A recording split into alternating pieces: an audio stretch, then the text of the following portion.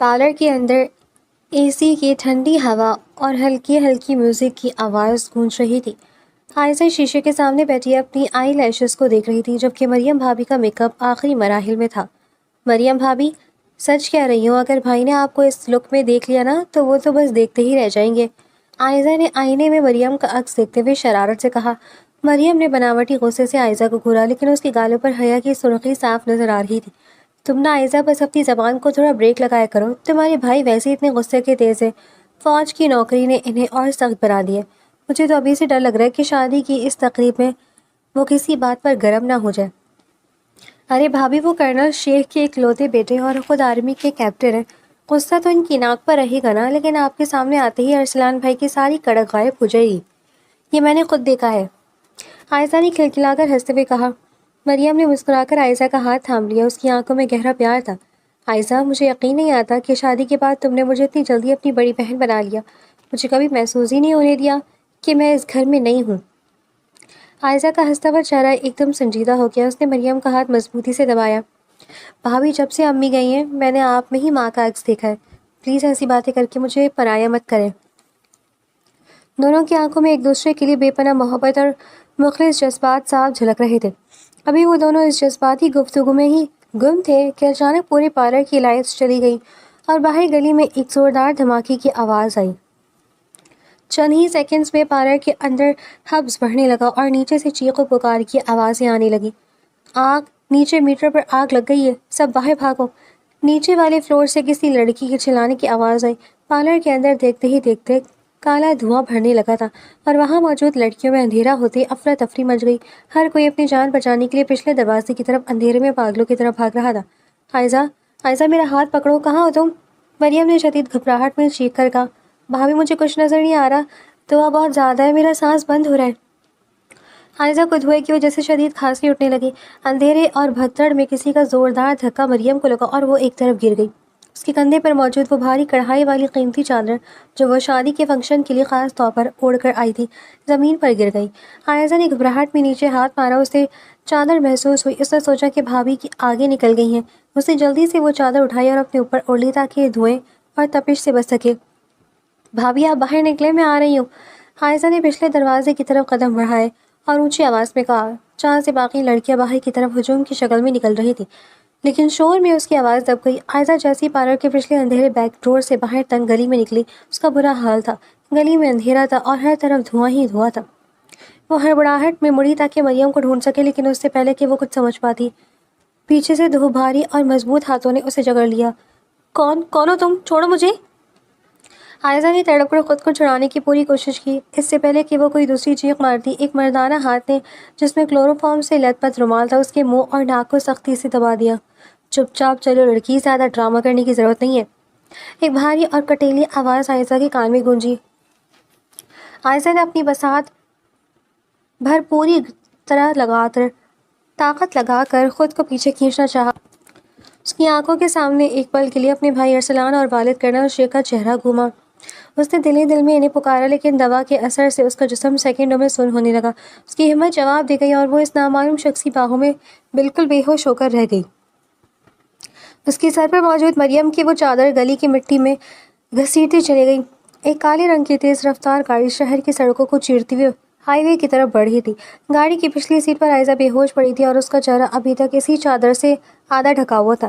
Driving seat پر بیٹھے راشد نے گاڑی کا شیشہ تھوڑا نیچے کیا اور موبائل نکال کر ایک انٹرنیشنل نمبر ڈائل کیا۔ 2 بیلز کے بعد دوسری طرف سے فون اٹھا لیا گیا۔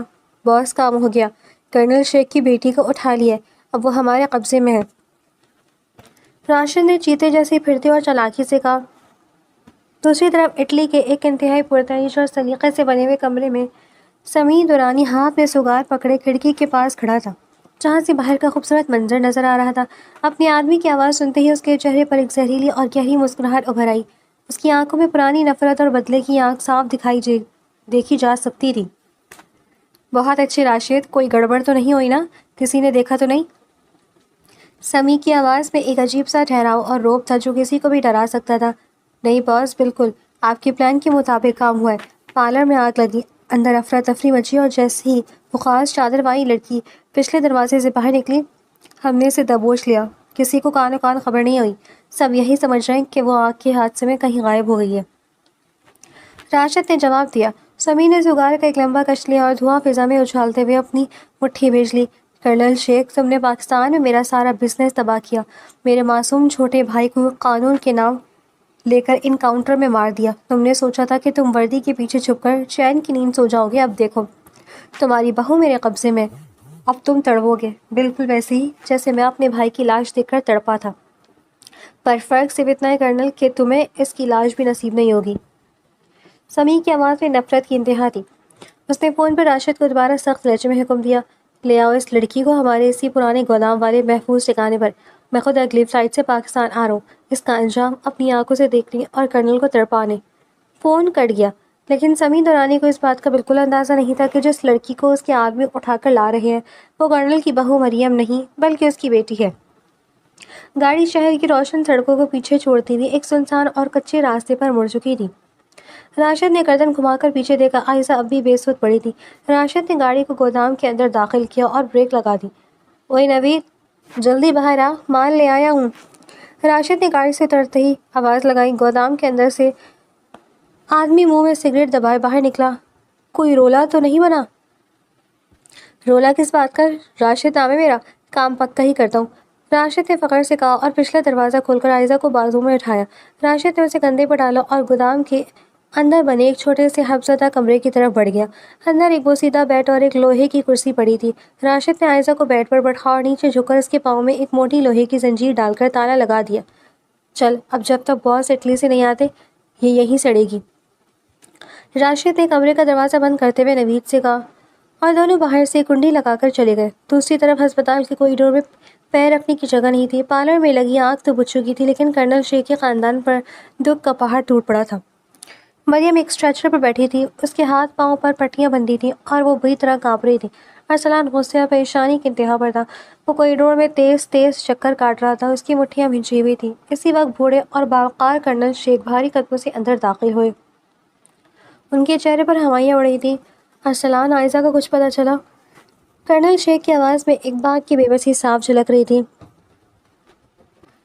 نہیں ابو، پولیس کہہ رہی کہ پارلر کے اندر کوئی لاش نہیں ملی، اس کا مطلب ہے وہ باہر نکلی تھی، ارسلان نے دانت پیستے ہوئے کہا۔ پھر وہ گھٹنوں کے بل مریم کے سامنے بیٹھ گیا۔ مریم، خدا کے لیے رونا بند کرو اور آخری بار بتاؤ کیا ہوا تھا؟ تم دونوں تو ساتھ تھی نا؟ مریم نے ہچکیاں لیتے ہوئے سر اٹھایا، اس کی آنکھوں سے آنسو بہہ رہے تھے۔ ارسلان، میں سچی کہہ رہی ہوں، وہاں اتنا کالا دھواں تھا کہ سانس لینا مشکل تھا، مجھے کسی کا دھکا لگا اور میں گر گئی، میری چادر وہیں چھوٹ گئی۔ عائزہ نے دھوئیں سے بچنے کے لیے شاید وہی چادر اٹھا کر اوڑھ لی تھی، میں نے باہر آ کر اسے بہت آوازیں دیں لیکن وہ گلی میں کہیں نہیں تھی، مجھے معاف کر دے ارسلان، یہ سب میری وجہ سے ہوا۔ مریم نے اپنا سر ارسلان کے کندھے پر رکھتے روتے ہوئے کہا۔ کرنل شیخ نے آگے بڑھ کر مریم کے سر پر ہاتھ رکھا۔ مریم بیٹی، خود کو قصوروار مت سمجھو، یہ کوئی عام حادثہ نہیں ہے، میری بیٹی کو اغوا کیا گیا ہے، یہ میرے کسی دشمن کا کام ہے، لیکن وہ بھول گیا کہ اس نے کس کی جان پر ہاتھ ڈالا ہے۔ اگلی صبح گودام کے اندھیرے کمرے میں عائزہ کی آنکھ آہستہ آہستہ کھلی۔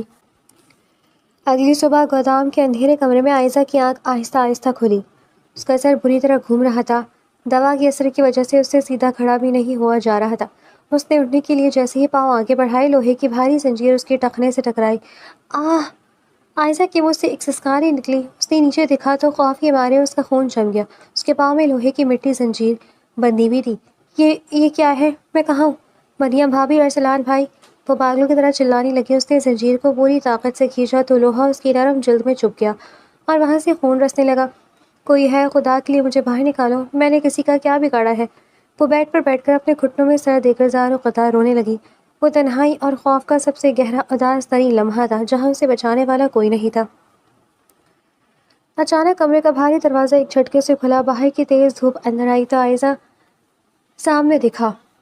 وہاں ایک لمبا کثرتی جسم کا مالک سیاہ سوٹ پہنے کھڑا تھا۔ اس کی آنکھوں میں رحم کا ایک قطرہ بھی نہیں تھا، صرف سرد موری اور نفرت تھی۔ وہ سمیع دورانی تھا، جو راتوں رات پاکستان پہنچ چکا تھا۔ سمیع آہستہ آہستہ چلتا ہوا اس کے قریب آیا۔ اس نے عائزہ کے خوف سے کانپتے ہوئے وجود کو دیکھا اور اس کے چہرے پر ایک زہریلی مسکراہٹ آ گئی۔ تو تم ہو کرنل شیخ کی لاڈلی؟ سمیع کی بھاری آواز کمرے کی دیواروں سے ٹکرا کر گونجی۔ عائزہ خوف سے پیچھے ہٹ کر سرکی، یہاں تک کہ اس کی پیٹھ دیوار سے جا لگی۔ کون ہو؟ مجھے یہاں کیوں بند کیا ہے؟ مجھے میری ماں کے پاس جانے دو۔ وہ روتے ہوئے چیخی۔ سمیع نے جھک کر عائزہ کا جبڑا اپنی مضبوط انگلیوں میں دبوچ لیا۔ اس کی گرفت اتنی سخت تھی کہ عائزہ کی چیخ نکل گئی۔ ڈرامے مت کرو لڑکی، اپنے باپ سے کہنا کہ سمیع دورانی اٹلی سے واپس آ گیا ہے۔ اس سے کہو کہ جو درد اس نے مجھے میرے چھوٹے بھائی کی لاش دے کر دیا تھا، اب وہی درد وہ روز جیے گا۔ جب تک تم میرے پاس ہو تمہارا باپ جیتے جی مرے گا۔ عائزہ نے تڑپ کر اپنا چہرہ چھڑانے کی کوشش کی۔ خدا کی قسم تم غلط سمجھ رہے ہو، میں کرنل شیخ کی بہو نہیں ہوں، میں تو ان کی بیٹی عائزہ ہوں۔ تم غلط لڑکی کو اٹھا لائے ہو، میرا اس دشمنی سے کوئی لینا دینا نہیں ہے۔ سمیع کا ہاتھ ایک پل کے لیے رک گیا۔ اس نے غور سے عائزہ کے معصوم کم عمر اور سہمے ہوئے چہرے کو دیکھا۔ اس کی عمر بمشکل 16-17 سال لگ رہی تھی، جبکہ اس کے آدمیوں نے اسے بتایا تھا کہ کرنل کی بہو عمر میں بڑی ہے۔ سمیع نے جھٹکے سے اس کا چہرہ چھوڑا اور پیچھے ہٹا۔ راشد! وہ شیر کی طرح گرجا۔ راشد دوڑتا ہوا اندر آیا۔ سمیع کا غصہ دیکھ کر اس کے ماتھے پر پسینہ آ گیا۔ جی باس، تم کس لڑکی کو اٹھا کر لائے ہو، احمق انسان؟ سمیع نے راشد کا گریبان پکڑ کر اسے دیوار سے لگا دیا۔ میں نے تمہیں کرنل کی بہو مریم کو لانے کا کہا تھا تاکہ اس کا بیٹا اور وہ تڑپے۔ یہ کون ہے؟ راشد کی زبان لڑکھڑانے لگی۔ باس، یہ وہی لڑکی ہے جس نے وہ خاص کڑھائی والی چادر اوڑھ رکھی تھی اور پچھلے دروازے سے نکل رہی تھی۔ ہمیں مخبری یہی ملی تھی کہ چادر والی لڑکی ہی مریم ہے۔ عائزہ نے روتے ہوئے بیچ میں کہا، وہ چادر میری بھابھی مریم کی تھی، آگ لگی تو میں نے وہ چادر نیچے سے اٹھا کر اوڑھ لی تھی۔ میں ان کی بہو نہیں بیٹی ہوں، مجھے جانے دو، میرا بھائی تمہیں زندہ نہیں چھوڑے گا۔ سمیع نے غصے سے راشد کی طرف دھکیلا۔ اس کا پورا پلان ایک چادر کی وجہ سے گڑبڑ ہو گیا تھا، لیکن پھر اس نے مڑ کر عائزہ کو دیکھا۔ اس کے چہرے پر دوبارہ وہی شفافیت واپس آ چکی تھی۔ بہو نہیں تو بیٹی صحیح۔ سمیع نے سرد لہجے میں کہا، کرنل شیخ کے دل کا ٹکڑا تو تم بھی ہو، بہو سے زیادہ بیٹی کی جانے کا دو ہوتا ہے باپ کو۔ راشد سے غلطی ہوئی، لیکن اب تم یہاں سے واپس نہیں جاؤ گی۔ تمہارا باپ ابھی تڑپے گا اور پہلے سے زیادہ تڑپے گا۔ تم انسان نہیں ہو، کوئی جلاد ہو، عائزہ نے اپنی پوری طاقت سے چیخ کر کہا۔ سمیع نے اسے ایک آخری نفرت انگیز نگاہ سے دیکھا، مڑا اور بغیر کچھ کہے کمرے سے باہر نکل گیا اور دروازہ بند کر دیا۔ عائزہ دوبارہ اندھیرے اور تنہائی کے آغوش میں چلی گئی، جہاں سے اس کی سسکیاں باقی تھیں۔ یا اللہ، میں کس مصیبت میں پھنس گئی ہوں۔ اس نے روتے ہوئے اپنے پیروں کو دیکھا جہاں سے ہلکا ہلکا خون رس رہا تھا۔ ابو بھائی، کوئی تو آئے مجھے نکالنے۔ ادھر سنو۔ دوسری طرف ہسپتال سے فارغ ہو کر کرنل شیخ ارسلان اور مریم جب گھر پہنچے، ڈرائنگ روم میں رشتہ داروں کا ہجوم تھا۔ عائزہ کی خالہ اور چچی صوفے پر بیٹھی رو رہی تھیں۔ ارسلان، میری بچی کا کچھ پتہ چلا؟ کوئی سراغ ملا؟ عائزہ کی خالہ نے ارسلان کا ہاتھ پکڑ کر روتے ہوئے پوچھا۔ ارسلان نے اپنا سر جھکا لیا، اس کی آنکھیں سرخ ہو رہی تھیں۔ خالہ، پولیس اپنی طرف سے پوری کوشش کر رہی ہے، لیکن ابھی تک کچھ ہاتھ نہیں آیا۔ کوشش کر رہی ہے؟ چچی نے وہیں سے آواز لگائی، اتنی بڑی فوج میں افسر ہو تم لوگ اور اپنی ایک بچی کو نہیں ڈھونڈ پا رہے ہو؟ مریم، تم تو اس کے ساتھ تھی نا، تم نے کیوں نہیں دیکھا اسے؟ مریم جو پہلے ہی صدمے میں تھی، چچی کی بات سن کر فرش پہ بیٹھ گئی اور اس کی ہچکیاں بن گئی۔ چچی، اماں کی خدا کی قسم مجھے کچھ سمجھ نہیں آیا، وہاں اتنا کالا دھواں تھا کہ مجھے کچھ دکھ ہی نہیں رہا تھا۔ کسی کا دھکا لگا اور میں گر گئی۔ بس کریں سب۔ کرنل شیخ کی کڑکدار لیکن غمزدہ آواز پورے کمرے میں گونجی۔ وہ صوفے پر بیٹھے اپنے سینے کو دبا رہے تھے۔ میری بیٹی پر جو وقت آیا وہ ہمارے کسی دشمن کی وجہ سے آیا ہے، مریم کا اس میں کوئی قصور نہیں ہے۔ اسی وقت گھر کا دروازہ کھلا اور ارسلان کا جگری دوست کیپٹن زین تیز قدموں سے اندر داخل ہوا۔ انکل، السلام علیکم۔ ارسلان، میں نے CCTV کیمروں کی فوٹیج چیک کروائی ہے، لیکن پارلر کی پچھلی گلی میں اندھیرا ہونے کی وجہ سے گاڑی کا نمبر واضح نہیں ہو رہا۔ ارسلان نے زین کا گریبان پکڑ لیا۔ زین، مجھے نمبر نہیں، مجھے میری بہن چاہیے، وہ اندھیرے سے ڈرتی ہے یار، وہ ایک منٹ اکیلی نہیں رہ سکتی۔ زین نے ارسلان کا ہاتھ اپنے ہاتھ گریبان سے ہٹایا اور اس کے کندھے پر ہاتھ رکھا۔ بھائی، میں جانتا ہوں تپنے کی ضرورت نہیں ہے، میں خود اس کیس پر لگا ہوا ہوں، چائے پیو تھوڑی اور ہوش میں آؤ، دماغ لڑانا پڑے گا۔ اگلی صبح گودام کے اندھیرے کمرے میں عائزہ بھوک اور پیاس سے نڈھال پڑی تھی۔ دروازہ کھلا اور راشد ہاتھ میں کھانے کی پلیٹ اور پانی کا گلاس لے کر اندر آیا۔ اوئے لڑکی، اٹھ، یہ کھانا کھا لے، راشد نے پلیٹ پر رکھتے ہوئے بیڈ پر رکھتے بدتمیزی سے کہا۔ عائزہ نے غصے سے اسے دیکھا۔ نہیں کھانا مجھے تمہارا کھانا، اپنے اس گنڈے باس سے کہو مجھے یہاں سے چھوڑ دے، ورنہ میرے ابو تمہیں زمین میں گاڑ دیں گے۔ بڑی زبان چلتی ہے تیری، راشد نے ہنس کر کہا۔ تیرے ابو اب تک پولیس کے پاؤں پڑ رہے ہوں گے، چپ چاپ کھا لے ورنہ بھوکی مرے گی۔ نہیں مرتی تیری تو۔ راشد نے غصے سے ہاتھ اٹھایا ہی تھا کہ پیچھے سے ایک بھاری آواز آئی، راشد ہاتھ نیچے کرو۔ سمیر نورانی دروازے پر کھڑا تھا، اس کی آنکھوں میں وہی سرد مہری تھی۔ راشد نے ڈر کر اپنا ہاتھ نیچے کر لیا۔ باس، اس لڑکی کے نخرے دیکھیں، کھانا بھی نہیں کھا رہی اور بدتمیزی بھی کر رہی ہے، تم باہر جاؤ۔ سمیع نے حکم دیا تو راشد فون کمرے سے باہر نکل گیا۔ سمیع آہستہ آہستہ چلتا ہوا عائزہ کے قریب آیا۔ عائزہ نے خوف سے اپنے قدم پیچھے کھینچے لیکن زنجیر کی وجہ سے وہ زیادہ دور نہیں جا سکی۔ سمیع نے زمین پر گرا ہوا پانی کا گلاس اٹھایا اور اسے دوبارہ بھر کر عائزہ کی طرف بڑھایا۔ پانی پی لو، میں نے تمہیں یہاں بھوکا مارنے کے لیے نہیں رکھا، سمیع نے سخت لہجے میں کہا۔ میں نے کہا نا مجھے تمہارے ہاتھ سے زہر بھی نہیں چاہیے، تم بزدل ہو جو ایک لڑکی کو زنجیروں میں باندھ کر اپنا بدلہ لے رہے ہو۔ عائزہ نے روتے ہوئے سمیع کی آنکھوں میں آنکھیں ڈال کر کہا۔ سمیع کے چہرے پر ایک پل کے لیے حیرت ابھری، اس نے آج تک کسی لڑکی میں اتنی ہمت نہیں دیکھی تھی۔ بزدل، تمہارے باپ نے میرے معصوم بھائی کو قانون کے نام لے کر مارا، تب وہ بہادر تھا؟ میرے ابو کبھی کسی بے گناہ پر ہاتھ نہیں اٹھاتے، تمہارا بھائی ضرور کوئی مجرم ہوگا، عائزہ نے چیخ کر کہا۔ سمیع نے غصے سے عائزہ کا بازو دبوچ لیا۔ اس کی گریفت اتنی سخت تھی کہ عائزہ کے منہ سے سسکانی نکل گئی۔ دوبارہ میرے بھائی کے بارے میں یہ زبان مت نکالنا، اب دیکھو میں تمہارے اس بہادر باپ کا کیا حشر کرتا ہوں۔ سمیع نے جھٹکے سے اس کا بازو چھوڑا اور باہر نکل گیا۔ شام کے وقت کرنل ہاؤس کے ڈرائنگ روم میں ارسلان، کرنل شیخ اور زین بیٹھے کسی گہری سوچ میں تھے کہ اچانک کرنل صاحب کے موبائل پر ایک نامعلوم انٹرنیشنل نمبر سے کال آئی۔ ارسلان نے جلدی سے ریکارڈنگ آن کی اور کرنل صاحب سے کان سے فون لگایا۔ کرنل شیخ، سمیع کی کٹیلی آواز اور زہریلی آواز گونجی۔ کون ہو تم؟ میری بیٹی کہاں ہے؟ کرنل صاحب کی آواز میں ایک باپ کی بے بسی صاف جھلک رہی تھی۔ بیٹی؟ دوسری طرف سے سمیع کے ہنسنے کی آواز آئی۔ تم نے سوچا تھا کہ تم میرے بھائی کو مار کر چین سے جیو گے؟ سمیع درانی نام ہے میرا۔ تمہاری لاڈلی بیٹی عائزہ میرے پاس ہے اور وہ ان لوہے کی زنجیروں میں بالکل ویسی ہی تڑپ رہی ہے جیسے میرا بھائی آخری وقت میں تڑپا تھا۔ کرنل صاحب کا چہرہ سفید پڑ گیا۔ انہوں نے اپنے دل پر ہاتھ رکھا۔ سمیع، میری بیٹی معصوم ہے، اس کا اس دشمنی سے کوئی لینا دینا نہیں ہے، جو بدلہ لینا ہے مجھ سے لو، اسے چھوڑ دو۔ ابھی تو کھیل شروع ہے کرنل، اب روز تم جیتے جی مرو گے، سمیع نے سرد لہجے میں کہا اور فون کاٹ دیا۔ فون کرتے کرنل صاحب کے ہاتھ سے موبائل چھوٹ کر فرش پر گر گیا اور وہ عائزہ کہتے ہوئے صوفے پر پیچھے کی طرف ڈھیر ہو گئے۔ ان کی سانسیں اکھڑنے لگی تھی۔ ابو کیا ہوا؟ ارسلان چیختا وہ ان کی طرف لپکا جبکہ زین نے فوراً ڈاکٹر کو فون ملانے کے لیے اپنا موبائل اٹھایا۔ پورے گھر میں ایک بار پھر کہرام مچ گیا۔ مریم، تم گھر پر ہی رہو، خالہ کے پاس میں اور زین ابو کو لے کر جا رہے ہیں۔ ارسلان کی آواز کانپ رہی تھی لیکن اس نے خود کو سنبھالا اور ارسلان، مجھے بھی ساتھ جانے دیں، مجھے یہاں ڈر لگ رہا ہے۔ مریم نے روتے ہوئے ارسلان کا ہاتھ پکارا۔ زین نے بیچ میں آتے ہوئے کہا، بھابھی آپ حوصلہ رکھیں، ارسلان ٹھیک کہہ رہے، گھر پر راشدہ اور رشتہ داروں کی سنبھالنے کے لیے کسی کا ہونا ضروری ہے۔ میں ہوں نا ارسلان کے ساتھ، آپ دعا کریں۔ ایمبولینس تیز رفتاری سے ہسپتال کی طرف روانہ ہو گئی۔ راستے میں ارسلان اپنے باپ کا ہاتھ تھامے ہوئے مسلسل ان کا دل سہلا رہا تھا جن کی سانسیں اکھڑ رہی تھیں۔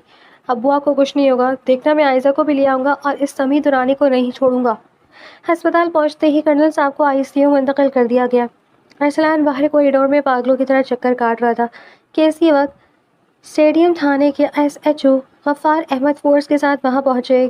کیپٹن ارسلان، مجھے کرنل صاحب کے دورے کا پتہ چلا، کیا اغوا کار کی دوبارہ کال آئی تھی؟ SHO نے ڈائری نکالتے ہوئے پوچھا۔ ارسلان نے غصے سے غفار احمد کا گریبان پکڑ لیا۔ آپ لوگ اب تک کیا کر رہے ہیں؟ 18 گھنٹے ہو گئے، میری 16 سالہ کی بہن غائب ہے۔ ایک سمیع درانی خود فون کر کے مانا کہ عائزہ اس کے پاس ہے، آپ نے اب تک اسے ٹریس کیوں نہیں کیا؟ زین نے فوراً آگے بڑھ کر ارسلان کا ہاتھ ہٹایا۔ ارسلان ہوش کرو، یہ ہسپتال ہے اور قانون کو اپنا کام کرنے دو۔ پھر زین SHO کی طرف مڑا۔ سر، کال انٹرنیشنل نمبر سے آئی تھی، VOIP یا کسی پراکسی کا استعمال کیا گیا ہے، ہمارے آرمی کے سائبر سیل والے بھی لگے ہوئے ہیں لیکن لوکیشن بار بار بدل رہی ہے۔ SHO غفار نے اپنا گریبان ٹھیک کرتے ہوئے سنجیدگی سے کہا، دیکھیں کیپٹن، قانون جذباتی ہو کر کام نہیں کرتا۔ سمیع درانی کا ریکارڈ ہمارے پاس ہے۔ 3 سال سے پہلے اس کا جھوٹا بھائی دانش درانی ایک پولیس مقابلے میں مارا گیا تھا جس کی انکوائری کرنل شیخ نے کی تھی اور اسے ہاف ٹرائی قرار دیا تھا۔ سمیع تب سے ملک سے باہر تھا، اس کا ریڈ وارنٹ نکلوانا پڑا۔ FIR کو لکھنا پڑے گا، اس میں وقت لگتا ہے۔ وقت؟ میری بہن کے پاس وقت نہیں ہے۔ ارسلان نے دیوار پر زور سے مکہ مارا جس سے اس کے ہاتھ سے خون نکل آیا۔ دوسری طرف گودام کے اندھیرے کمرے میں عائزہ فرش پر گھٹنوں میں سر دیے بیٹھی تھی۔ سمیع درانی کمرے میں داخل ہوا۔ اس کے ہاتھ میں ایک چھوٹا سا موبائل فون تھا جس پر کرنل صاحب کی پستول ہسپتال والی خبر چل رہی تھی۔ دیکھو لڑکی، تمہارے اس بہادر باپ کا کیا حال ہوا ہے، سمیع نے فون عائزہ کے سامنے کرتے ہوئے سرد لہجے میں کہا۔ ایک ہی جھٹکے میں ہسپتال پہنچ گیا ہے۔ عائزہ نے اسکرین پر اپنے ابو کا نام دیکھا تو اس کا دل جیسے پھٹ گیا۔ اس نے زنجیروں کی پرواہ کیے بغیر سمیع کا کوٹ پکڑ لیا۔ تم نے میرے ابو کو کیا کیا؟ خدا کے لیے مجھے بتاؤ، وہ ٹھیک تو ہے نا؟ سمی نے اس کا ہاتھ جھڑک دیا۔ وہ ٹھیک نہیں ہے اور یہ سب تمہاری وجہ سے ہو رہا ہے۔ اگر تمہارا باپ اس دن میرے بھائی پر رحم کھا لیتا تو آج وہ اس حال میں نہ ہوتا۔ میں نے کہا نا تمہارا بھائی مجرم تھا، عائشہ روتے ہوئے چیخی۔ قانون نے اسے سزا دی تھی، میرے ابو نے نہیں۔ تم کتنے گرے ہوئے انسان ہو، ایک بیمار بوڑھے باپ کو تڑپا رہے ہو۔ اگر میرے ابو کو چھوا نا تو میں خود کو مار دوں گی، لیکن تمہارا یہ بدلہ کبھی پورا نہیں ہونے دوں گی۔ عائشہ کی یہ بات سن کر سمی کے دل پر تیر کی طرح لگی۔ اس نے عائشہ کی آنکھوں میں دیکھا جہاں موت کا خوف نہیں بلکہ اپنے باپ کے لیے سچی تڑپ تھی۔ سمی نے کچھ دیر اسے دیکھا، بغیر کچھ کہے مڑا اور کمرے سے باہر نکل گیا۔ دروازہ بند کر دیا۔ باہر راشد کھڑا سگریٹ پی رہا تھا۔ اس نے سمی کو دیکھ کر کہا، باس، پولیس اور آرمی والے پاگلوں کی طرح الرٹ ہو گئے ہیں۔ شہر کے سارے ناکہ بند ہیں۔ ہمیں اس لڑکی کو یہاں سے کسی دوسری جگہ شفٹ کرنا پڑے گا ورنہ قانون کی زد میں آ جائیں گے۔ سمی نے راشد کو بولا، قانون؟ سمی دورانی قانون کو اپنی جیب میں رکھتا ہے، لیکن سنو، اس لڑکی کو کوئی نقصان نہیں پہنچنا چاہیے۔ اسے وقت پر پانی اور دوا ملنی چاہیے، اس کے پیر سے خون نکل رہا ہے۔ راشد نے حیرت سے سمی کو دیکھا۔ باس، آپ اس پر رحم کھا رہے ہیں؟ یہ تو ہمارے دشمن کی بیٹی ہے۔ میں سمی دورانی ہوں، کوئی سستا گنڈا نہیں۔ سمی نے غصے سے کہا، میرا بدلہ کرنل سے ہے، اس بچی سے نہیں۔ جو کہا ہے وہ کرو۔ رات کے 2 بجے ہسپتال کے ICU کا دروازہ کھلا اور ڈاکٹر باہر آیا۔ اس کے چہرے پر مایوسی تھی۔ ارسلان اور زین فوراً اس کی طرف لپکے۔ ڈاکٹر صاحب، ابو کیسے ہیں؟ ارسلان نے بےتابی سے پوچھا۔ ڈاکٹر نے لمبی سانس لی اور ارسلان کے کندھے پر ہاتھ رکھا۔ کیپٹن ارسلان، ہم نے پوری کوشش کی، لیکن کرنل صاحب کا دل پہلے ہی بہت کمزور تھا اور اس شدید صدمے کا ان کا جسم برداشت نہیں کر سکا۔ آئی ایم ویری سوری، وہ اب اس دنیا میں نہیں رہے۔ یہ سنتے ہی ارسلان کے پیروں تلے سے زمین نکل گئی۔ اس کی آنکھیں کھلی کی کھلی رہ گئی۔ وہ بغیر کچھ بولے وہیں فرش پر گھٹنوں کے بل بیٹھ گیا۔ اس کے منہ سے ایک لفظ نہیں نکل رہا تھا، جیسے اس کی روح ہی فنا ہو گئی۔ زین نے ڈاکٹر کا گریبان پکڑ لیا۔ کیا بکواس کر رہے ہو تم؟ وہ کرنل شیخ ہے، وہ اتنی جلدی ہار نہیں مان سکتے۔ اندر چل کر دوبارہ چیک کرو۔ زین کی اپنی آنکھوں سے بھی آنسو بہنے لگے۔ ڈاکٹر نے خاموشی سے سر جھکا لیا۔ زین نے ارسلان کو دیکھا جو اب فرش پر بیٹھ کر اپنے دونوں ہاتھوں سے اپنا سر پکڑ کر رو رہا تھا۔ کرنل ہاؤس کے باہر سفید رنگ کا بڑا شامیانہ لگا ہوا تھا، جہاں محلے دار اور رشتہ داروں اور فوج کے اعلیٰ افسران کا ہجوم تھا۔ ہر آنکھ اشکبار تھی۔ گھر کے اندر مریم اور عائزہ کی خالہ کا رو رو کر برا حال تھا۔ ارسلان باپ کے جسد خاکی کے پاس بالکل پتھر بنا بیٹھا تھا۔ اس کی آنکھوں کے آنسو خشک ہو چکے تھے، لیکن چہرے پر پھیلی وحشت بتا رہی تھی کہ اندر کوئی طوفان پل رہا ہے۔ زین کچن سے چائے کا کپ لے کر آیا اور ارسلان کے پاس بیٹھ گیا۔ ارسلان بھائی، کچھ کھا لے، کل سے تو ایک گھونٹ پانی کا نہیں پیا، آ کے جنازہ اٹھانا ہے، ہمت کر۔ ارسلان نے گردن گھمائی۔ اس کی سرخ ہولناک آنکھیں زین پر جم گئیں۔ زین، جس باپ نے مجھے انگلی پکڑ کر چلنا سکھایا، آج میں اس کا جنازہ اٹھاؤں گا، اور میری معصوم بہن، وہ اس وقت کس حال میں ہوگی؟ میں کیسا بھائی ہوں یار، نہ باپ کو بچا سکا نہ بہن کو ڈھونڈ سکا۔ ایسی باتیں مت کرو۔ زین نے اس کا کندھا دبایا۔ کمانڈنگ افسر نے اسپیشل فورسز کو الرٹ کر دیا ہے۔ سمی دورانی نے پاکستان میں پیر رکھ کر اپنی موت کو دعوت دی ہے۔ ہم اسے پاٹال سے بھی ڈھونڈ نکالیں گے، تو بس اب ابو کے سفر آخرت پر دھیان دے۔ باہر سے آواز آئی، جنازہ تیار ہے، چلو بھائی کندھا دو۔ ارسلان نے ایک آخری بار اپنے باپ کے پروقار چہرے کو دیکھا، کفن کا پلو سیدھا کیا اور دھیرے سے بڑبڑایا، ابو، میں عائزہ کو واپس لاؤں گا، یہ آپ کے بیٹے کا وعدہ ہے۔ اسی دوپہر گودام کے بند کمرے میں حفص اور گھٹن عروج پر تھی۔ عائزہ بیٹھ کے کونے سے لگ کر بیٹھی مسلسل سسکیاں لے رہی تھی۔ اسے 24 گھنٹوں سے زیادہ ہو گیا تھا، نہ اس نے کچھ کھایا نہ پیا تھا۔ اس کا معصوم چہرہ مٹی اور آنسوؤں سے اٹھ چکا تھا۔ دروازہ کھلا اور سمی دورانی اندر داخل ہوا۔ اس نے فرش پر پڑی کھانے کی اچھلی ہوئی پلیٹ دیکھی جو ابھی تک ویسی ہی پڑی تھی۔ ضد چھوڑ دو لڑکی اور یہ چائے بسکٹ کھا لو۔ سمی نے بیڈ کے سائڈ ٹیبل پر کپ رکھتے ہوئے کہا۔ عائزہ نے سر اٹھایا، اس کی آواز حلق میں پھنس رہی تھی۔ تم جیت گئے نا، میرے ابو کو ہسپتال پہنچا کر تمہیں سکون مل گیا، اب کیوں آئے ہو یہاں؟ مار دو مجھے بھی۔ سمی نے گہرا سانس لی اور کرسی کھینچ کر بیٹھ گیا۔ تمہارا باپ، وہ اب اس دنیا میں نہیں رہا، آج صبح اس کا انتقال ہو گیا ہے۔ یہ سننا تھا کہ عائزہ کا پورا وجود جیسے شل ہو گیا۔ اس کی آنکھیں پھیل گئیں۔ تم جھوٹ بول رہے ہو، میرے ابو اتنے کمزور نہیں ہیں، وہ آرمی کی کرنل ہے، وہ مجھے لینے آئیں گے، تم جھوٹ ہو۔ وہ پاگلوں کی طرح چلانے لگی اور سمی کے سینے پر اپنے کمزور ہاتھوں سے مارنے لگی۔ سمی نے اس کے دونوں ہاتھ مضبوطی سے پکڑ لیے۔ میں جھوٹ نہیں بول رہا، خبریں چل رہی ہیں ٹی وی پر، میں نے بدلہ لینا تھا، لیکن میں نے اسے جان سے مارنے کا نہیں سوچا تھا۔ عائشہ نے اپنے ہاتھ چھڑانے کی کوشش بند کر دی اور وہیں فرش پر ڈھیر ہو گئی۔ ابو آپ مجھے اکیلا چھوڑ کر چلے گئے۔ میں نے کہا تھا نا سمی دورانی، تم جلاد ہو، تم نے ایک ہنستا کھیلتا گھر برباد کر دیا۔ اب خوش ہو جاؤ، مناؤ اپنے بھائی کی موت کا جشن، لیکن یاد رکھنا میرا خدا دیکھ رہا ہے، وہ تمہیں کبھی معاف نہیں کرے گا۔ سمی نے عائزہ کی طرف دیکھی تو اس کے اندر جیسے کچھ ٹوٹ گیا۔ اسے اپنا چھوٹا بھائی دانش یاد آیا جب وہ پولیس کے مقابلے میں مرا تھا۔ وہ بھی اسی طرح تڑپا تھا، لیکن آج عائزہ کا درد دیکھ کر سمی کو پہلی بار محسوس ہوا کہ بدلے کی آنکھ کتنی بدصورت ہوتی ہے۔ وہ بغیر کچھ کہے بھاری قدموں سے کمرے سے باہر نکل گیا۔ باہر گودام کے ہال میں راشد اور نوید ٹی وی پر خبریں دیکھ رہے تھے اور سگریٹ کی کش لگا رہے تھے۔ سمی کو باہر آتے دیکھ کر راشد فوراً کھڑا ہو گیا۔ باس، پولیس نے سمی دورانی کے نام پر ریڈ الرٹ جاری کر دیا ہے۔ CDD والے ہمارے پرانے تھانوں پر چھاپے مار رہے ہیں۔ اگر ہم یہاں زیادہ دیر رکے تو گھیرا تنگ ہو جائے گا۔ راشد نے گھبراتے ہوئے کہا۔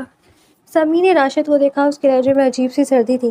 راشد، تم نے مجھے بتایا تھا کہ وہ لڑکی کرنل کی بہو ہے جس کا شوہر کیپٹن ارسلان ہے، لیکن وہ تو اس کی 16 سالہ کی بیٹی ہے۔ راشد نے تھوک نکلا۔ سر، وہ اندھیرے میں غلطی ہو گئی۔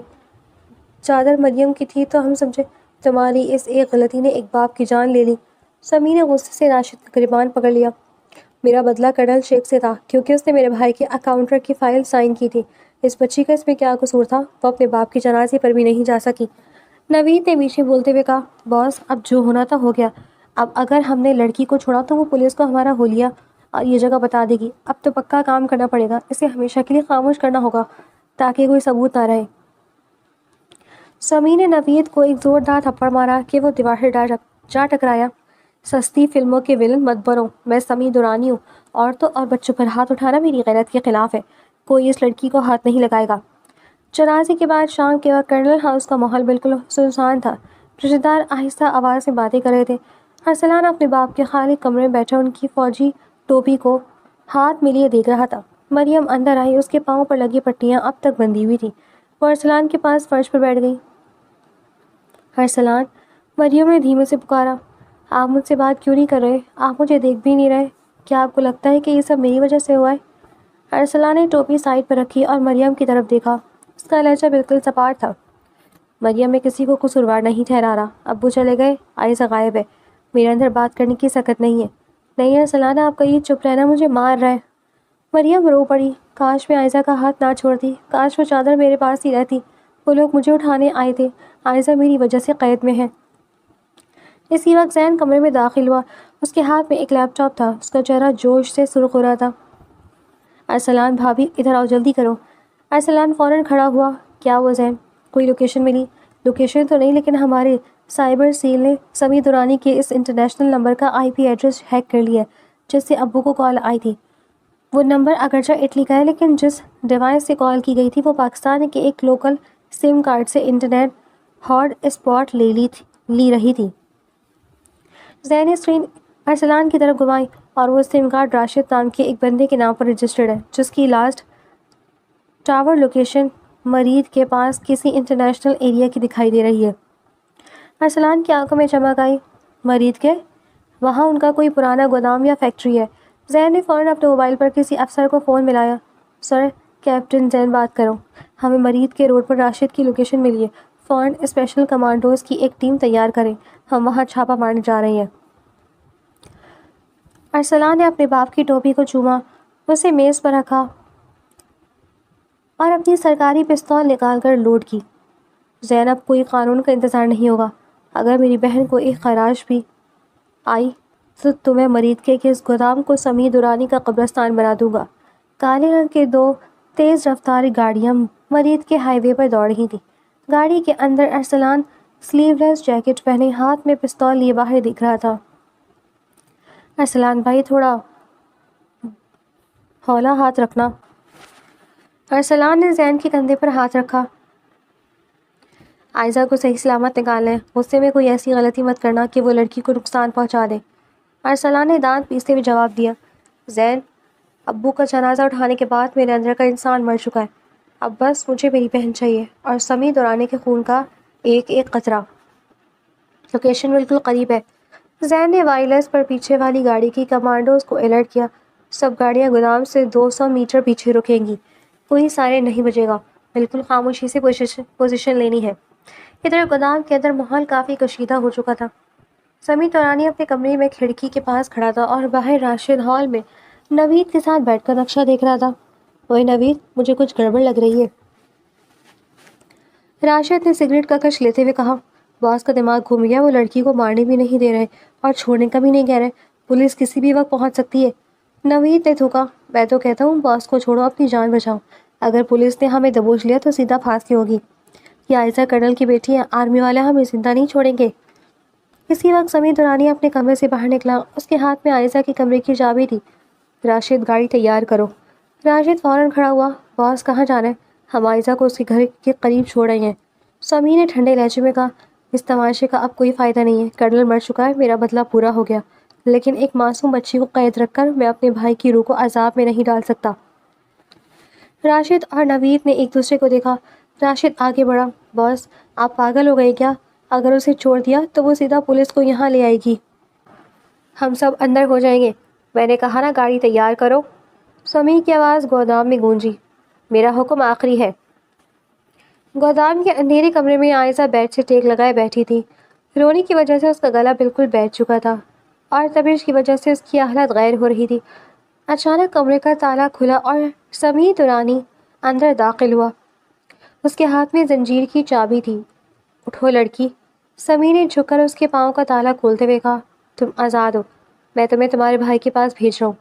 عائزہ نے حیرت اور ڈر سے سمیع کو دیکھا، تم مجھے مارنے لگے ہو؟ سمیع نے زنجیر دور پھینکی اور کھڑا ہو گیا، اگر مارنا ہوتا تو کب کا مار چکا ہوتا۔ مجھے اب سمجھ آئی ہے کہ معصوموں کو تڑپا کر بدلہ نہیں لیا جاتا، وہ صرف نفرت کو بڑھاتا ہے۔ تمہارا باپ چلا گیا، اس کا مجھے افسوس ہے، لیکن میں اب مزید گناہ نہیں سمیٹنا چاہتا۔ عائزہ نے اپنے کمزور پیروں پر کھڑی ہوئی، لیکن درد کی وجہ سے اس کا توازن بگڑا اور وہ گرنے لگی۔ سمیع نے فوراً اسے بازو سے تھام لیا۔ عائزہ نے جھٹکے سے اپنا بازو چھڑایا، مجھے ہاتھ مت لگانا، تمہاری یہ ہمدردی مجھے نہیں چاہیے، تم نے میرے ابو کو مارا ہے، میرا بھائی تمہیں کبھی معاف نہیں کرے گا، میں معافی مانگ بھی نہیں رہا۔ سمیع نے رخ موڑا، باہر چلو، گاڑی تیار ہے۔ جیسے ہی سمیع عائزہ کو لے کر کمرے سے باہر ہال میں آیا، اچانک گودام کے مین گیٹ پر زوردار دھماکہ ہوا اور لوہے کا بھاری دروازہ اکھڑ کر اندر گرا۔ پولیس، کوئی اپنی جگہ سے نہیں ہلے گا۔ زین کی کڑکدار آواز گونجی اور ساتھ ہی اسپیشل فورسز کے کمانڈوز اندر داخل ہو گئے۔ باس، پولیس آ گئی۔ راشد نے چیخ کر پستول نکالی اور کمانڈوز پر فائرنگ شروع کر دی۔ گودام کے اندر گولیوں کی تھڑتھڑاہٹ سے کان پڑنے لگے۔ عائزہ! ارسلان نے فائرنگ کے بیچ چیخ کر اپنی بہن کو دیکھا جو سمیع کے پاس کھڑی خوف سے کانپ رہی تھی۔ بھائی! عائزہ نے ارسلان کو دیکھا تو اس کی جان میں جان آئی، لیکن اسی وقت نوید نے پیچھے سے آ کر عائزہ کو گلے میں چھری رکھ دی اور اسے اپنے آگے کر لیا۔ کوئی آگے نہ بڑھے ورنہ میں اس لڑکی کا گلا کاٹ دوں گا، نوید نے چیخ کر کہا۔ اس کے ہاتھ کانپ رہے تھے، ارسلان کی پستول نوید پر تنی ہوئی تھی۔ اوئے کمینے، لڑکی کو چھوڑ، مرد کا بچہ ہے تو سامنے آ کر بات کر۔ ارسلان، فائر مت کرنا۔ زین نے ارسلان کا ہاتھ پکڑا، عائزہ بیچ میں ہے۔ سمیع دورانی نے جب دیکھا کہ نوید نے عائزہ کی جان خطرے میں ڈال دی ہے تو اس کا خون کھول اٹھا۔ نوید، یہ تم کیا کر رہی ہو؟ چھوڑو اسے۔ باس، آپ سائڈ پر ہو جائے، آپ اپنی جان بچانی ہے۔ نوید نے عائزہ کو پیچھے گھسیٹنا شروع کر دیا۔ سمیع نے بغیر سوچے سمجھے نوید پر چھلانگ لگا دی اور اس کا چھری والا ہاتھ پکڑ کر پیچھے جھٹکا۔ نوید نے غصے میں چھری گھمائی جو سیدھی سمیع کے پیٹ میں جا لگی۔ سمیع کے منہ سے ایک سسکاری نکلی، لیکن اس نے نوید کو نیچے گرا دیا۔ اسی پل ارسلان نے موقع دے کر نوید کے کندھے پر گولی مار دی۔ نوید چیختا ہوا فرش پر گرا اور کمانڈوز نے فوراً آگے بڑھ کر اسے اور راشد کو دبوچ لیا۔ عائزہ! ارسلان دوڑتا ہوا آگے بڑھا اور اپنی بہن کو سینے سے لگا لیا۔ عائزہ ارسلان کی گلے لگ کر پھوٹ پھوٹ کر رونے لگی، بھائی ابو چلے گئے، مجھے اکیلا چھوڑ گئے۔ ارسلان کی آنکھوں سے بھی آنسو نکل آئے، میں ہوں نا میری جان، اب تمہیں کچھ نہیں ہونے دوں گا۔ دوسری طرف سمیع دورانی اپنے پیٹ پر ہاتھ رکھے فرش پر بیٹھا ہوا تھا، اس کے ہاتھوں سے خون تیزی سے بہہ رہا تھا۔ زین نے فوراً آگے بڑھ کر اس کی پستول دور پھینکی اور اس کے ہاتھوں میں ہتھکڑیاں لگا دی۔ کھیل ختم سمیع دورانی، زین نے سرد لہجے میں کہا، قانون کے ہاتھ بہت لمبے ہوتے ہیں، اب تمہیں تمہاری کیے کی سزا ملے گی۔ سمیع نے ڈر سے کرہاتے ہوئے سر اٹھایا اور عائزہ کی طرف دیکھا جو اپنے بھائی کے سینے سے لگی ہوئی تھی اور محفوظ تھی۔ سمیع کے چہرے پر سزا کے خوف کے بجائے ایک عجیب سا اطمینان ابھر آیا۔ اس نے ارسلان کی طرف دیکھا، کیپٹن، میں نے تمہاری بہن کو نقصان نہیں پہنچایا، میں اسے خود چھوڑنے والا تھا۔ قانون مجھے جو بھی سزا دے مجھے منظور ہے۔ ارسلان نے سمی کو غصے سے دیکھا، لیکن جب اس نے عائزہ کے پیروں سے زنجیریں اتری ہوئی دیکھی تو اسے اندازہ ہو گیا کہ سمی سچ کہہ رہا ہے۔ ارسلان نے عائزہ کو اٹھایا۔ چلو عائزہ، گھر چلے، مریم تمہارا انتظار کر رہی ہے۔ زین نے وائرلیس پر کہا، ایمبولینس کو اندر بلواؤ، ایک ملازم زخمی ہے اور لڑکی کو بھی ہسپتال لے جانا ہے۔ ہسپتال کے سفید کوریڈور میں مریم بدحوازی کی حالت میں بھاگتی ہوئی آ رہی تھی۔ اس کے پاؤں کی پٹیاں اب کھل چکی تھیں۔ جیسے ہی اس نے سامنے سے ارسلان کو عائزہ کا ہاتھ تھامے آتے دیکھا، اس کے منہ سے ایک گہری چیخ نکل گئی، عائزہ! مریم نے آگے بڑھ کر عائزہ کو اپنے گلے سے لگا لیا۔ دونوں بہنیں ایک دوسرے کو پکڑ کر ہسپتال کے فرش پر ہی بیٹھ گئیں اور زاروں قطار رونے لگیں۔ بھابھی! عائزہ نے مریم کے آنسو پوچھتے ہوئے کہا۔ مریم نے اس کا چہرہ چوما۔ تم صحیح سلامت واپس آ گئی ہو، مجھے اور کچھ نہیں چاہیے۔ تمہارے بغیر یہ گھر، یہ دنیا اجاڑ تھی۔ ارسلان نے دونوں کے سر پر ہاتھ رکھا اور مریم کو سہارا دے کر کھڑا کیا۔ اس کی آنکھوں میں اب وہ پرانا غصہ نہیں تھا بلکہ ایک سکون تھا۔ چلو اب رونے دھونے کا وقت ختم، ابو کی روح دیکھ رہی ہوگی، ہمیں اب مضبوط بننا ہے۔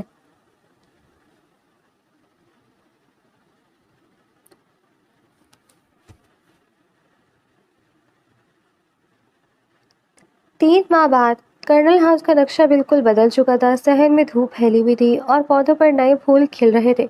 گھر کے در و دیوار سے اب اداسی رخصت ہو چکی تھی۔ سمی دورانی سے اور اس کے آدمیوں کو قانون کے مطابق سخت سزا ہو چکی تھی، اور سمی دورانی عدالت میں اپنے تمام گناہوں کا اعتراف کرتے ہوئے عائزہ سے باقاعدہ طور پر معافی بھی مانگی تھی، جس سے عائزہ کے دل کا بوجھ بھی ہلکا ہو گیا تھا کہ دنیا میں ہر انسان مکمل برا نہیں ہوتا۔ کچن میں مریم اور عائزہ مل کر بریانی تیار کر رہی تھیں اور پورے گھر میں مصالحوں کی خوشبو پھیلی ہوئی تھی۔ عائزہ، ذرا ڈرائنگ روم میں جا کر دیکھو، وہ تمہارا رونڈو دوست آیا ہوا ہے، صبح سے بھوکا بیٹھا ہے۔ مریم نے ہنستے ہوئے عائزہ کو چھیڑا۔ عائزہ نے دوپٹہ درست کیا۔ بھابھی، زین بھائی رونڈو نہیں ہے، وہ تو بس کھانے کے بہانے ڈھونڈتے ہیں۔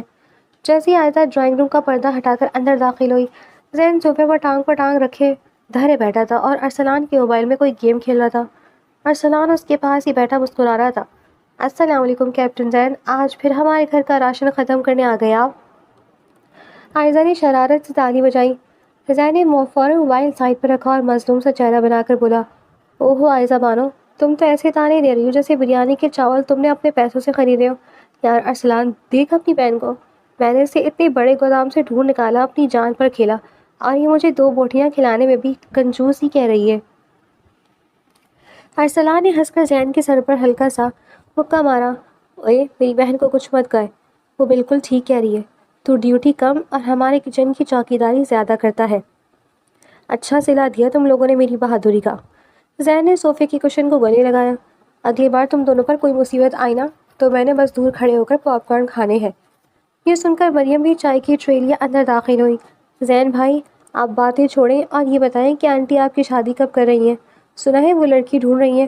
زین نے فوراً سیدھے ہو کر بیٹھتے ہوئے عائزہ کی طرف دیکھا اور پھر ارسلان سے بولا، یار ارسلان، امی تو تھک گئی ہیں لڑکیاں دیکھ دیکھ کر، میں تو کہتا ہوں باہر کیوں جانا، گھر کی مرغی دال برابر۔ عائزہ سے ہی میرا رشتہ پکا کر دو، کم از کم روز بریانی تو اچھی ملے گی۔ عائزہ کا چہرہ شرم سے سرخ ہو گیا۔ اس نے فوراً چائے کا کپ اٹھایا۔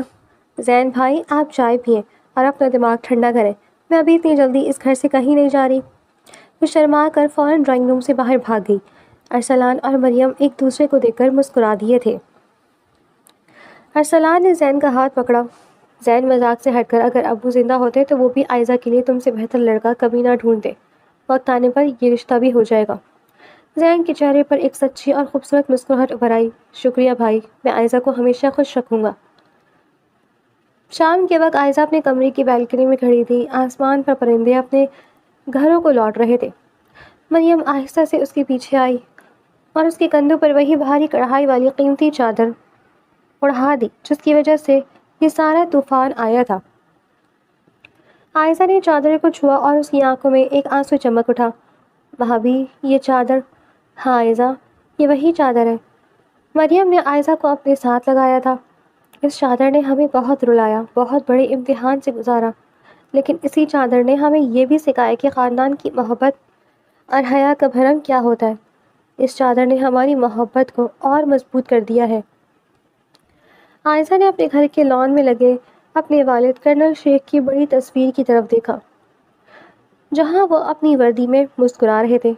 عائشہ کو ایسا محسوس ہوا جیسے اس کے ابو آسمان سے دے کر انہیں دعائیں دے رہے ہوں اور کہہ رہی ہوں کہ ان کی بیٹی اور ان کا خاندان اب محفوظ ہے۔